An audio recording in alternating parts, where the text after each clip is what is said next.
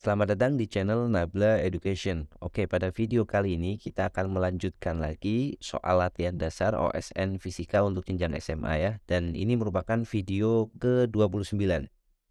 Teman-teman yang belum menyaksikan atau belum belajar dari video-video sebelumnya, nanti linknya bisa saya sertakan di deskripsi. Silahkan teman-teman pakai untuk bahan latihan untuk menghadapi OSN Fisika di tahun ini maupun di tahun-tahun yang akan datang ya. Oke, soal yang akan kita bahas pada video kali ini adalah soal yang berkaitan dengan gerak parabola atau gerak peluru ya.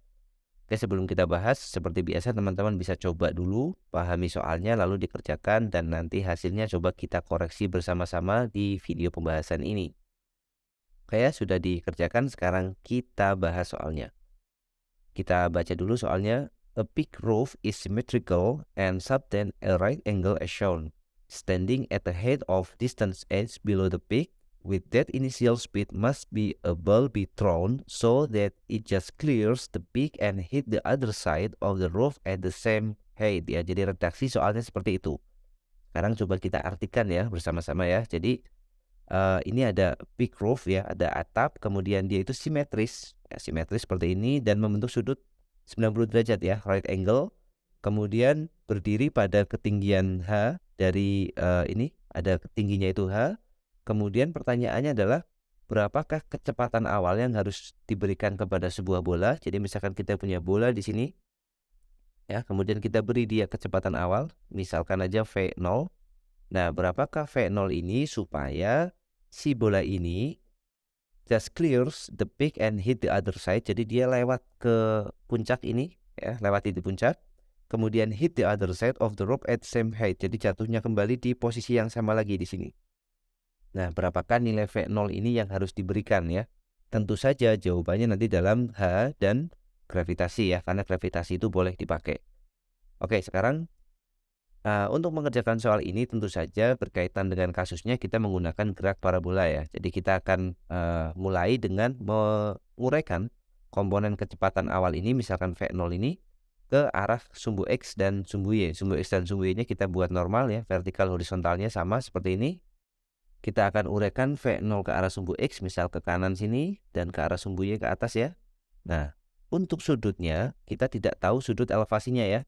Kalau sudut yang dibentuk oleh segitiga ini kita bisa tahu karena ini 90 derajat ya, karena dia right angle, maka sudut ini pasti 45 derajat. Tetapi 45 derajat ini bukan sudut elevasi. Sudut elevasi ini adalah sudut yang dibentuk antara V0 dengan bidang horizontal. Nah, ini dia sudut elevasinya. Ya, theta ya. Misalkan kita pakai simbol theta di sini. Ya, mau menggunakan theta boleh atau kita tulis aja untuk V0-nya yang ke arah sumbu X kita tulis V0X. Kemudian yang ke arah sumbu Y kita tulis V0Y ya. Kalau mau dalam bentuk theta berarti V0 cos theta yang ke X dan yang ke Y adalah V0 sin theta. Oke, berikutnya kita akan analisis gerakannya, vertikalnya bagaimana dan horizontalnya bagaimana ya. Kita akan lihat untuk yang pertama kita lihat komponen yang vertikal dulu. Jadi kita analisis yang vertikal. Ingat kalau gerak parabola vertikal itu berarti geraknya gerak lurus berubah beraturan ya, dengan bentuk parabola yang seperti ini ya maksud saya.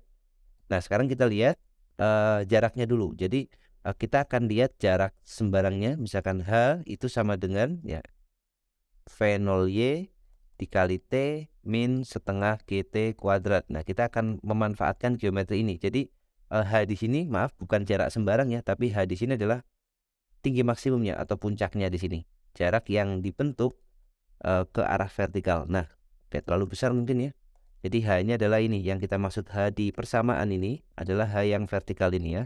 Karena vertikal, maka kita punya persamaan seperti persamaan pertama gitu. Misalkan dia persamaan 1 ya. Kemudian kita bisa manfaatkan lagi pada posisi puncak di sini di vertikal, tentu saja di sini VY-nya 0 ya. Jadi di posisi atas di sini VY sama dengan 0 karena sudah tidak naik lagi. Berarti kita punya persamaan yang kedua, VY sama dengan V0Y minus GT. Atau dengan menggunakan nilai VY sama dengan 0 karena di puncak, ini sama dengan V0Y minus GT. Atau kita dapat persamaan T-nya adalah V0Y dibagi G ya. Ini persamaan yang kedua. Nah, perhatikan di sini, waktu atau T yang ada di sini adalah waktu yang diperlukan oleh bola dari dasar sampai ke puncak ya. waktu sampai sini. Nah, yang saya beri lintasannya warna kuning itu ya. Jadi kita dapat nilai T-nya. Kemudian kita bisa selesaikan persamaan pertama dengan menggantikan nilai T ke persamaan 1 ya. Bisa kita dapatkan, berarti kita akan peroleh persamaan 1, kita masukkan ke kebalik persamaan 2-nya, kita masukkan ke persamaan 1, kita ambil nilai T-nya. Maka kita akan dapat persamaannya H itu sama dengan V0Y dikalikan V0Y per G dikurang setengah G dikalikan T kuadrat. Jadi V0Y kuadrat dibagi dengan G kuadrat. Atau G-nya dicoret ya. Maka kita dapat H itu sama dengan V0Y kali V0Y berarti V0Y kuadrat dibagi dengan G dikurangi V0Y dibagi dengan 2G. Ini masih kuadrat sama ya, dibagi 2G.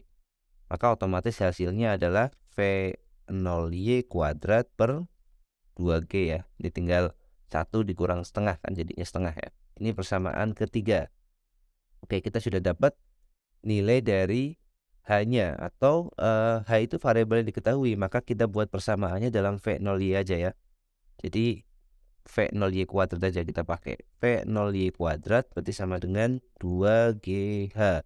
Atau V0Y-nya akar 2GH. Itu boleh ya. Ini persamaan 3. Oke, untuk yang vertikal kita sudah selesai. Kemudian kita lihat komponen yang arah horizontal. Oke, saya tulis di sini ya. Horizontal. Arah horizontal berarti jaraknya, ya kita di soal ketahui jarak dari posisi awal sampai di sini. Sampai di pada saat dia mencapai ketinggian maksimum. Jaraknya juga H ya. Berarti kita punya H. H itu adalah S sama dengan V0X dikali dengan T. Yang perlu dicatat atau diperhatikan adalah waktu yang diperlukan dari bawah sini sampai ke atas. Tentu saja waktu yang diperlukan dari bawah sampai di posisi ini. Jadi waktunya sama, yaitu T yang ada di persamaan 2 ini ya. Maka kita bisa tuliskan H untuk soal yang kedua, untuk analisis yang kedua ini. Berarti V0X dikali T-nya adalah V0Y dibagi dengan G. Maka di persamaan horizontal ini kita dapat nilai V0X-nya, yaitu V0X itu sama dengan GH dibagi dengan V0Y. Nah, GH-nya itu kita tulis GH aja, dan V0Y-nya kita dapat dari persamaan 3, yaitu akar 2GH. Akar 2GH. Oke, ini kita buat jadi persamaan 4. Nah, sekarang kita sudah tahu nilai dari V0Y ya, dan nilai dari V0X. Di sini ada V0Y dan ada V0X-nya ini di persamaan 4 ini. Sedangkan yang akan kita cari adalah nilai V0 kan tadi. Nah, kalau kita punya komponen ke arah sumbu X dan komponen ke arah sumbu Y, maka tentu saja V0-nya tidak lain adalah resultan dari kedua vektor ini. Maka nilai V0 bisa dengan mudah kita dapatkan, yaitu V0 itu sama dengan akar dari V0X kuadrat ditambah dengan V0Y kuadrat ya, dengan menggunakan konsep Pythagoras biasa ya. Berarti kita dapat V0-nya sama dengan akar dari V0X kuadrat. Oke, kita kuadratkan jadi G kuadrat H kuadrat dibagi dengan 2GH. Akarnya hilang yang di bawah, plus V0Y kuadratnya adalah 2GH. Oke, yang bagian depan bisa kita sederhanakan. G-nya kita coret 1, kemudian H-nya kita coret 1. Maka tinggal setengah GH ya. Jadi yang bagian depan ini nilainya sekarang setengah GH. Setengah GH ditambah dengan 2GH. Berarti jadinya 2,5 atau 5/2 ya. Jadi ini sama dengan akar 5/2 GH. Nah, kita dapatkan nilai dari V0 yang menjadi pertanyaan di soal tersebut ya. Jadi kita udah peroleh nilainya, V0-nya sama dengan akar 5GH per 2 atau akar 5/2 GH. Ya, oke, seperti itu ya. Cukup mudah, analisis soalnya tidak begitu kompleks dan hanya menggunakan satu konsep, yaitu gerak parabola. Oke, sekian untuk video kali ini. Terima kasih yang sudah menyaksikan videonya sampai selesai. Semoga bermanfaat pembahasan singkat ini dan kita jumpa lagi di video selanjutnya.